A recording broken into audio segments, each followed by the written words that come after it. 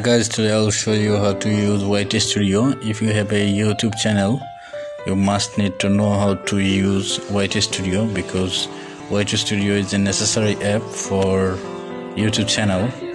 So all you have to do, go to your Play Store and right there YT Studio.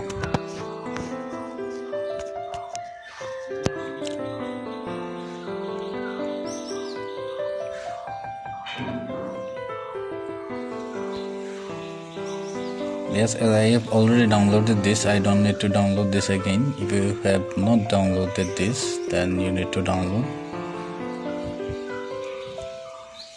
After downloading this, straight go to the YouTube Studio, and there you can enjoy happy YouTubing.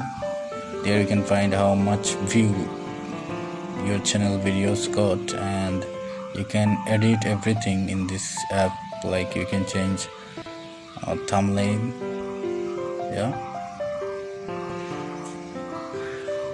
you can add tags as well, because tags is necessary for reaching more views.